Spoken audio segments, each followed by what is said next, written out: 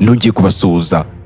Mu mwaka wa 2018 amasaha make gusa nyuma yo gutsindira ikipe ye igitego cy'insinzi cyatumye begukana amanota 3, hagaragaye amashusho ku mbuga nkoranyambaga amugaragaza ari gusukura ubwiherero bwo ku musigiti w'iwabo.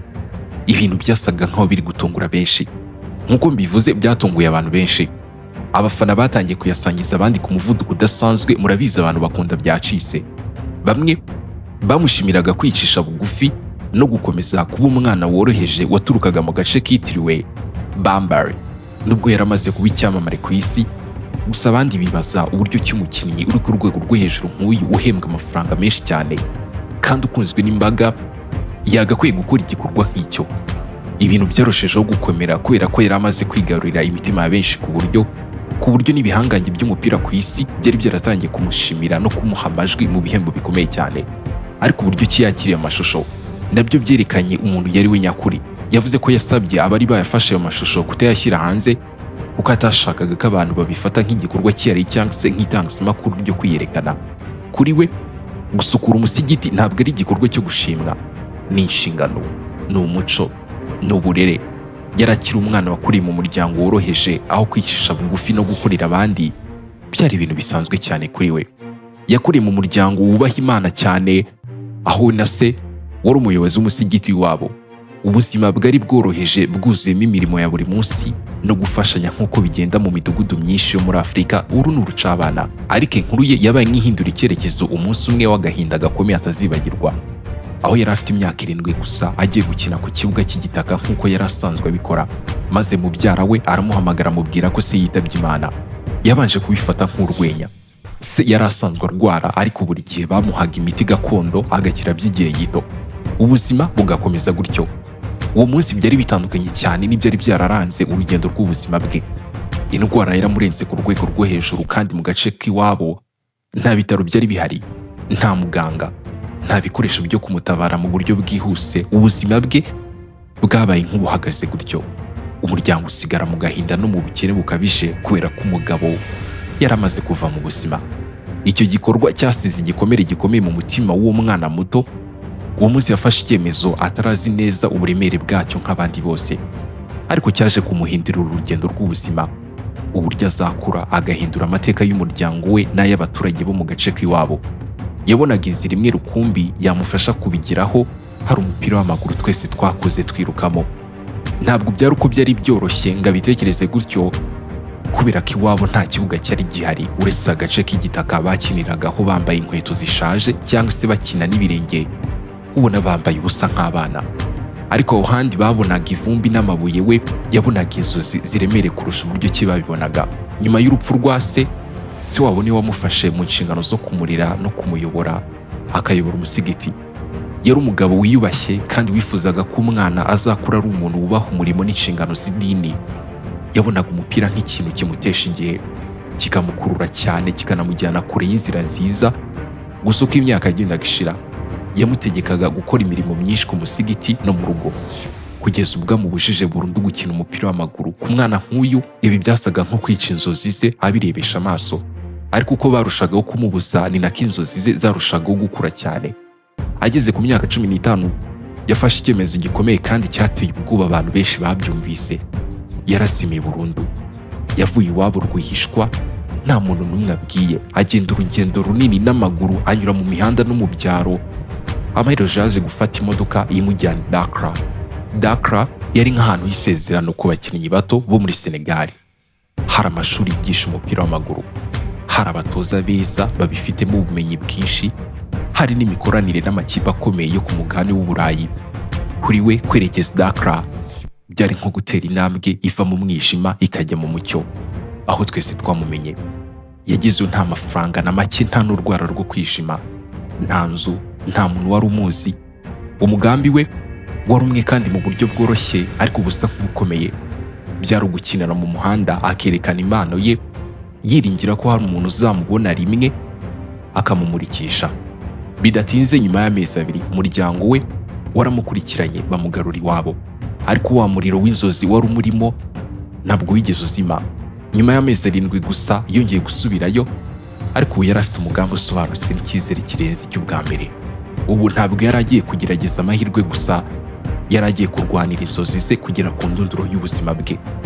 Yagiye mu igeragezwa aho abasore barenga 300 bari bahagaze ku murongo. Buri wese yari afite inzozi zo guhindura ubuzima bwe binyuze mu mupira w'amaguru. Kwitegereza uwo murongo wabonaga imyambaro mishya, inkweto zihenze, n'abasore ubona bafite imibiri b'inkoronkoro igaragaza ko bamaze igihe kinini batozwa. Abageze imbere batangiye kumuseka. Yari yambaye ipantaro isanzwe aho kwambara ikabutura y'umupira. Inkweto ze zari zishaje zifashwe n'insinga kugira ngo zidatandukana. Yasaga nk'utari mu cyiciro kimwe n'abandi birumvikana. N'abatoza bamurebaga mu maso bari bafite kwibaza kwinshi n'ibibazo udashobora gusobanura. Ariko umupira utangiye kuzenguruka mu kibuga, ibitwenge byahise bihinduka ituze. Yakinaga afite umuvuduko, ubwenge n'icyizere bidasanzwe. Yanyuraga ku bakinnyi nk'aho rwose bari bahagaze bameze nk'ibiti. Agatanga umupira ugaca muri ba myugariro, akanatsinda ibitego bitangaje mu minota mike cyane. Abatangiye guseka bari batangiye gutangara. Bari bamaze kubona Imana idasanzwe yari yihishe mu mwambaro mubi ushaje gutyo. Nyuma yo kwinjira mu ishuri ryigisha umupira w'amaguru ryitiriwe Generation Food, yamaze imyaka 3 itari yoroshye cyane. Buri munsi yakoraga imyitozo yikubye kabiri, agaharanira kuba mwiza kurusha uburyo kibamubonye mbere. Amahirwe yaje ubwo abakinnyi beza batangiye koherezwa mu Bufaransa gukina mu ikipe ifitanye imikoranire nabo. Yagezeyo ari umwe mu bashimirwaga cyane ku rwego udashobora gutekereza, ariko yari yihaye intego yo kutazasubira inyuma. Abandi bakinnyi benshi baragarutse nyuma y'igihe gito, ariko wasigaraho. Yarwanye no kumenya no kwimenyereza ubuzima rushya, ururimi rushya n'imikino ikomeye kurushaho. Icyo gihe yari afite imvune ikomeye cyane iruhande rw'ikibuno, aho byasabaga kubagwa, ariko ntiyigeze abivuga. Yakinaga mu bubabare bwinshi, yihanganira iyo mvune, yanga gutakaza amahirwe yari amaze kubona. Mu mezi make gusa yahise ahamagarwa mu ikipe nkuru. Nubwo iyo kipe yaje kumanuka mu cyiciro, we yakomeje kwigaragaza mu mikino mike yakinnye. Yatsinze ibitego ndetse atanga imipira yavuyemo ibitego, ibintu byatumye ahamarwaga mu ikipe y'igihugu. Mu marushanwa mpuzamahanga abantu benshi ntabwo bari baratekereje byinshi kuri we, ariko byitwaye neza kurusha uko byari byitezwe ibintu yakoze. Yafashije ikipe ye guhangana n'ibihugu bikomeye, atanga imipira yavuyemo ibitego by'ingenzi, atsinda n'ibindi. Izina rye ryatangiye kuvugwa mu binyamakuru no mu batoza bakomeye cyane. Nta nubwo byigize bitinda, amakipe atandukanye yatangiye kumwifuza. Yimukiye mu kindi gihugu aho yakomeje kwitwara neza kurushaho. Buri mukino wasigaga abafana batangaye cyane bibaza uwo ari we. Umuvuduko, gutsinda, gutanga imipira yavuyemo ibitego udashobora kubara. Yaramaze kuba umwe mu bakinnyi beza batinyutse muri shampiyona yabo. Nubwo yifuzaga kuguma aho yari asanzwe ari, kuko yari amaze kwiyumva nk'aho ari iwabo, ariko ubuyobozi bwamubwiye ko hari ikipe yatanze amafaranga menshi ku buryo bidashoboka kuyanga. Yarababaye cyane kuko nta bindi yari bukore, ararira arasandara. Ariko nyuma yaje kwemera kwimuka kuko n'ubundi yari azi ko intambwe ikurikira ari ingenzi ku nzozi ze, nta kundi yari bubigenze. Agezeyo yabwiye abari bamwakiriye ko inzozi ze atari ukuba umukinnyi usanzwe, ahubwo ashaka kuba umukinnyi mwiza muri Afurika mbere yo gutekereza ku rwego rw'isi. Mu mikino ya mbere ntiyatinze kwigaragaza nk'uko byari bisanzwe.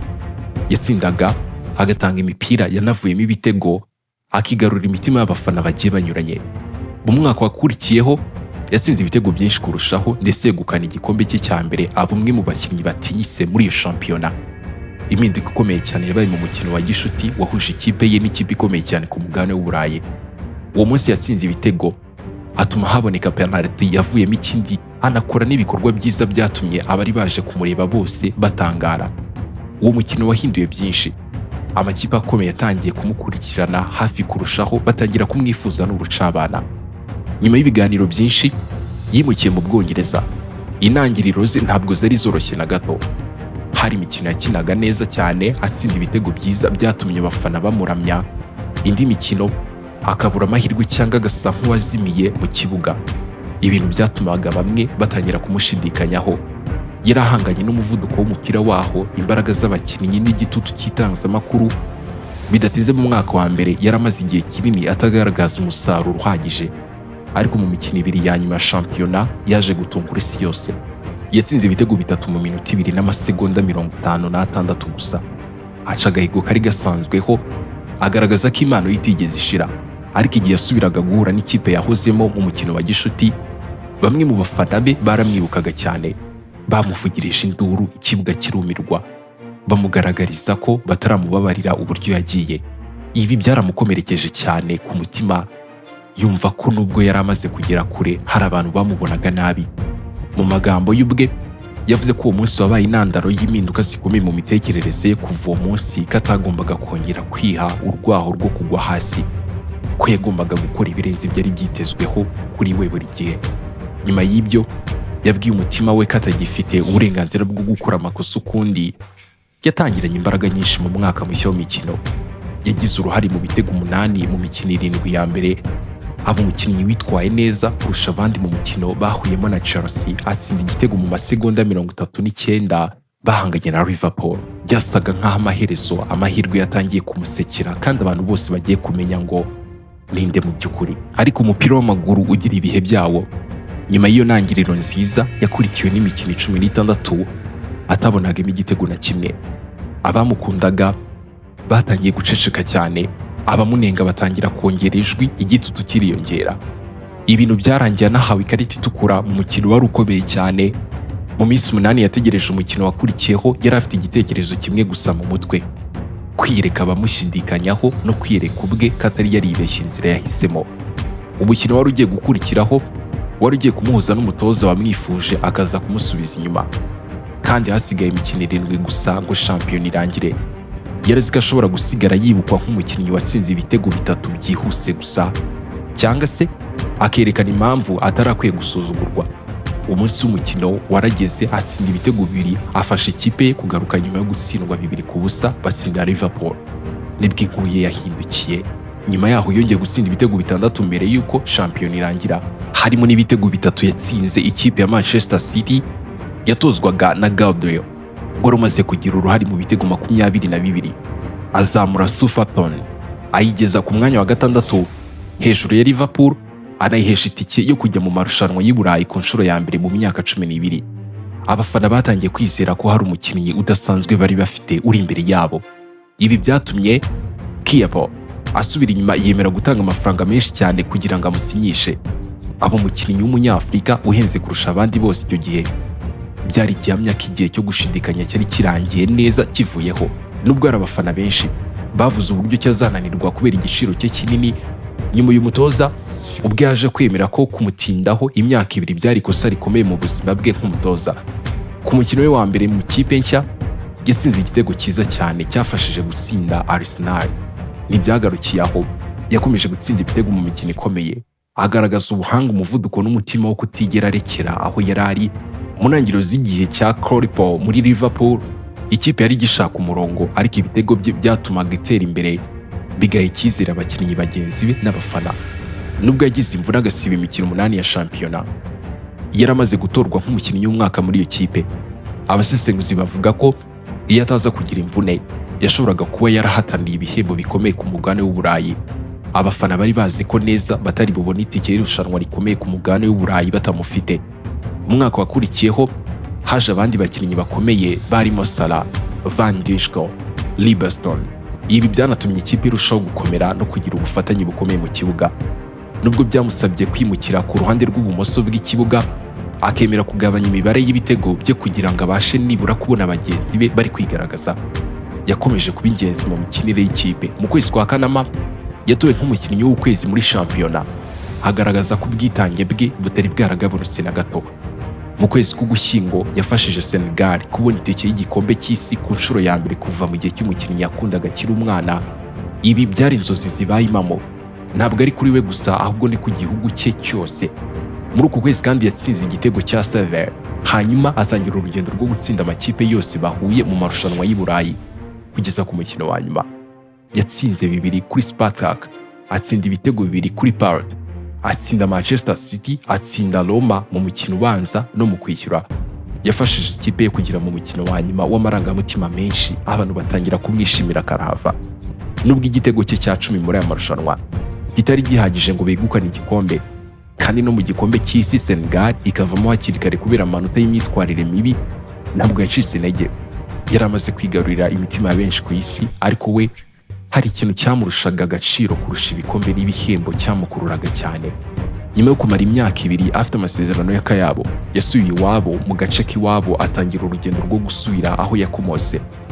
Yubaka ishuri rishya ryari rifite ibikoresho bigezweho, atanga buruse ku bana badafite ubushobozi, yubakira umuryango we inzu nziza, anashyiraho ibikorwa remezo by'itumanaho ryo murandasi kugira ngo urubyiruko rubashe kugera ku isi binyuze mu ikoranabuhanga.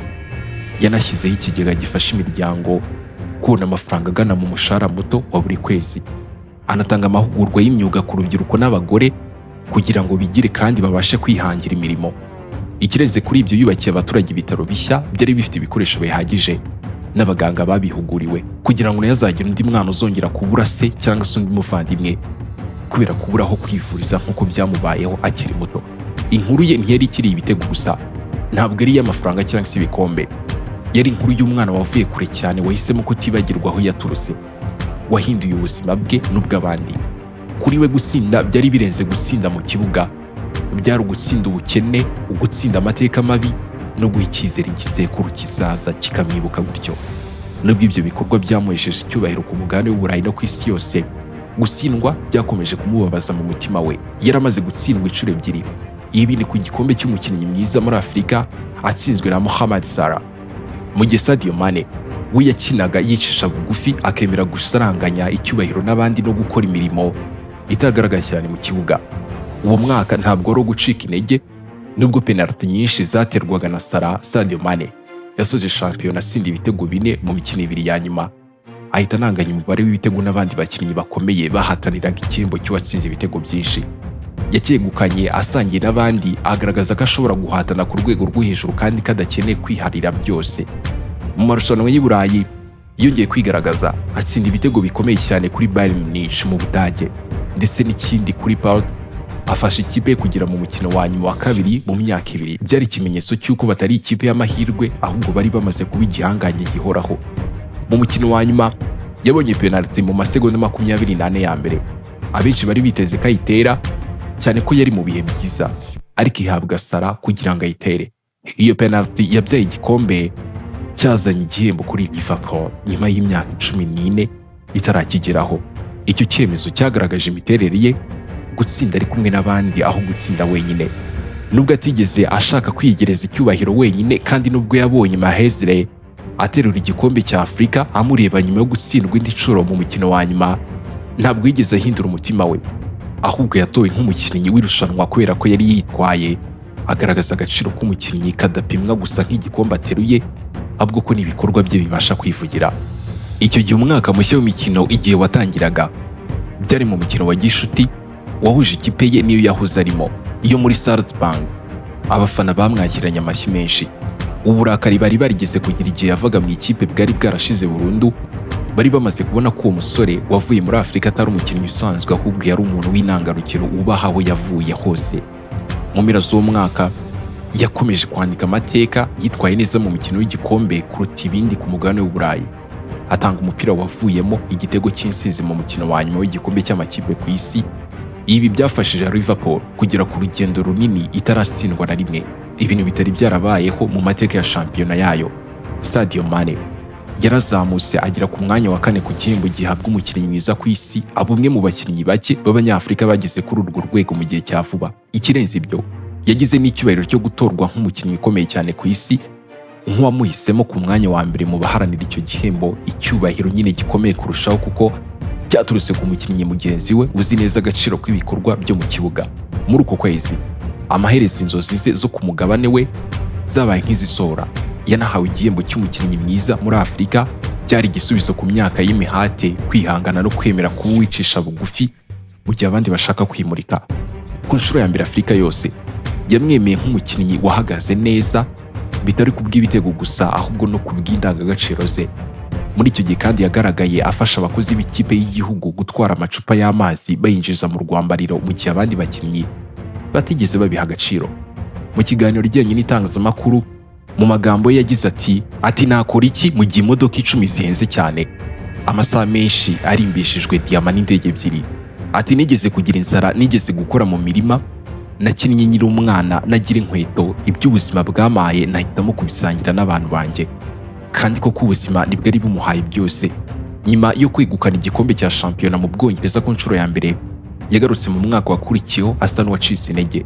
Bivugwa ko COVID-19 yari yaramugizeho ingaruka, ariko icyo gihe kandi igihembo cy'umukinnyi mwiza muri Afurika cyari cyarahagaritswe imyaka 2. Ibintu byatumye atabona amahirwe yo kongera kucyegukana ngo anganye n'uwo bari bahanganye wari ufite 2. Icyakora agaruka afite imbaraga nshya mu gihe Liverpool yari kiri guhatanira ibikombe 4 icyarimwe. Sadio Mané na Salah bongeye guhamagarwa mu makipe y'ibihugu byabo kujya mu gikombe cya Afurika. Bombi bayoboye ibihugu byabo batizigamye kugeza ubwo bahuriye mu mukino wa nyuma. Iminota 120 yarangiye nta kipe itsinze indi, hafatwa umwanzuro wa penalty. Bombi bategereje gutera penalty ya nyuma, ariko mbere y'uko Salah abona amahirwe, Sadio Mané wari warigeze kugera Dakar nta nkweto yateye penalty ya nyuma ayinjiza neza. Imihanda ya Senegal yuzuye abantu bishimira intsinzi ya Senegal yabaye igihanganye cya Afurika ku nshuro ya mbere mu mateka yayo. Abavuga ko byatewe n'amahirwe bahawe andi mahirwe yo kwibigaragaza nyuma y'ukwezi kumwe, ubwo Egypt na Senegal bongeye guhura mu mikino yo gushaka itike y'igikombe cy'isi. Bombi bari bagerageje imyaka 31 bazi ko ari irushanwa ari amahirwe yabo ya nyuma yo kwandika amateka. None byari byongeye kurangira yifashishijwe penalty. Sadio Mané yongeye guhabwa inshingano yo gutera iya nyuma, ntiyazuyaza ayinjizamo nk'uko ibintu byari bisanzwe bikorwa. Icyo gihe nta washidikanyaga uwo bahamagara igihe ibintu bikomeye. Mu mpera z'uwo mwaka yawe n'ikindi kibazo, atsinda ibitego muri 1/4 no muri 1/2 cy'irushanwa rikomeye ku mugabane w'Uburayi, ariko ikipe ye itsindwa ku mukino wa nyuma wa Real Madrid ndetse itakaza igikombe cya shampiyona cy'ikinyuranyo cy'inota rimwe. Ntiyacitse intege, ariko baje no kwimukira mu Budage muri Bayern Munich. Atangira neza atsinda ibitego kandi rwose atanga imipira yavuyemo ibitego mu mikino mike ya mbere, ariko yagize imvune ikomeye yamusize hanze iminsi irenga 100, ituma atabasha kwitabira igikombe cy'isi yari yaraharaniye cyane. Yarebye igihugu cye kirenga amatsinda mu gikombe cy'isi atari kimwe nacyo, yarebye igihugu cye kiri kurenga amatsinda mu gikombe cy'isi atari kumwe nacyo, ariko nubwo atari mu kibuga izina rye ryari rikomeje kuzamuka. Yongeye kwegukana igihembo cy'umukinnyi mwiza muri Afurika, anganya n'uwo bari bahanganye kandi ku rwego rw'isi. Yazamutse agera ku mwanya wa 2 ku gihembo cy'umukinnyi mwiza ku isi, aho yagaragaje ko umwana waturutse mu gace gakennye warutaga kuba uwa mbere ku isi atari yararose ibitari byo. Reka tubashimire inshuti z'ubwenge mudahwema gukurikira ibiganiro byacu. Igitekerezo cyawe ni inyunganizi. Ninde wifuza ko twazabakoreraho ubutaha? Nk'ibisanzwe mwari kumwe nanjye Karekezi Isa.